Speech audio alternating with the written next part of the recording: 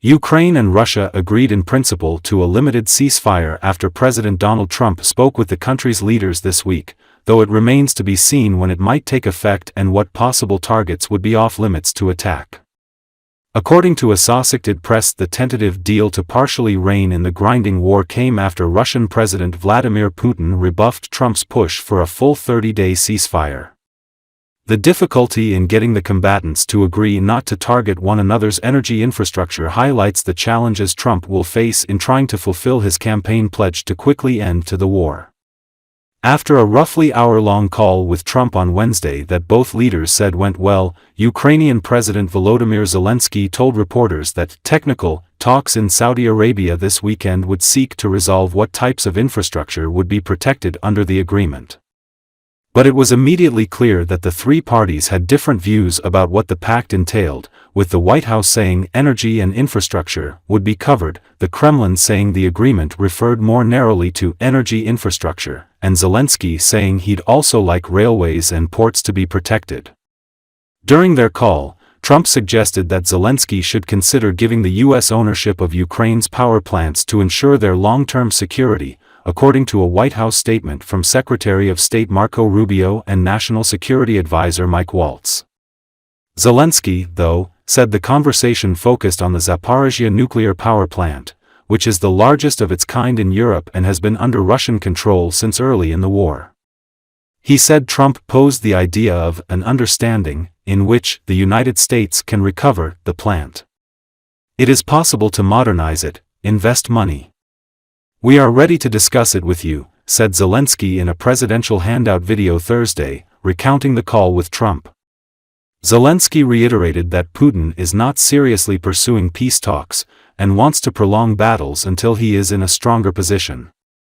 He said Putin will not want a ceasefire until Ukrainian troops are pushed out of Russia's Kursk region, and that Russian troops are accumulating to mount a fresh offensive in the east. The call, which Zelensky described as fruitful, came just weeks after a disastrous Oval Office meeting between the two leaders that led to Trump temporarily pausing intelligence sharing and military aid to Ukraine.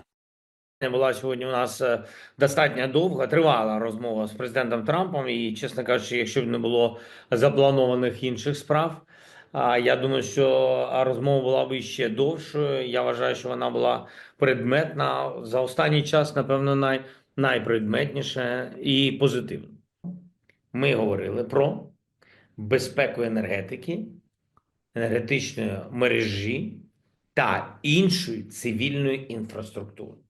І саме тому я сказав президенту Трампу, що, на мою думку, бажано, щоб ми підготували списки об'єктів, форматів іншого, проти яких ми бачимо не може бути застосована та чи інша далекобійна зброя Росії, тому що ми вважаємо, що ці об'єкти підходять до списку енергетичної інфраструктури та іншої цивільної. Він не хоче, щоб ми залишились хоч навіть одним нашим військовим на території Курської області. Він не хоче припинення вогню, допоки наші війська є на території Курської області. І я в цьому абсолютно впевнений. Третє. Він накопичує війська і хоче вдарити по нас, щоби тиснути на нас сильніше. І так було і після окупації 2014 року, він тиснув на Сході. Це зрозуміла його тактика. Зробити пресинг на всіх напрямках, лякати людей, бити ракетами, тощо лякати, щоб собі дати кращі умови при тому чи іншому форматі закінчення війни. На мою думку, я сказав, що тільки станція цього недостатньо, тому що там повинна бути відповідна інфраструктура, і повинно бути водозабезпечення, і також технічний персонал, і цього дуже багато кроків для того, щоб за 2,5 роки станція почала приносити гроші, приносити те, що вона повинна приносити, електрику, передусім для людей.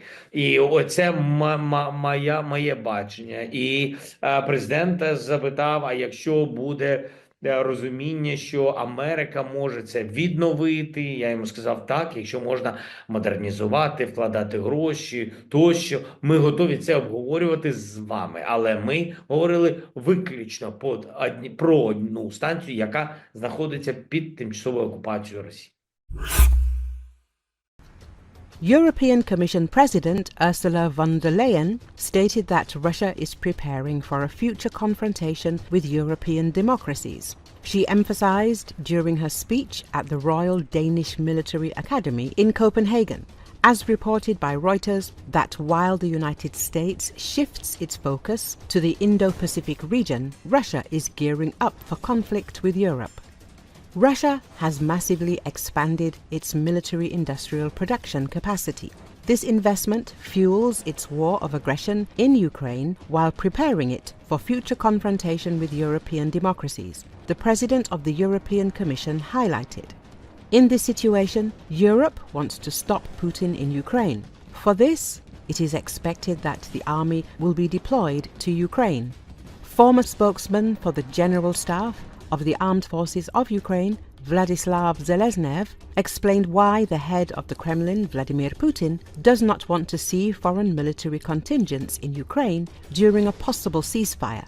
He said this on Kiev 24, commenting on the Russian side's statement on its agreement to a peacekeeping mission in Ukraine in the form of exclusively civilian, unarmed observers.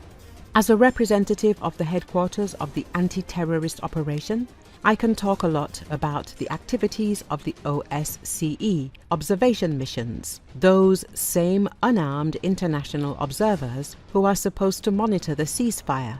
Let me remind you that during the anti-terrorist operation and the joint forces operation, 25 ceasefires were applied, which the Russian side violated each time.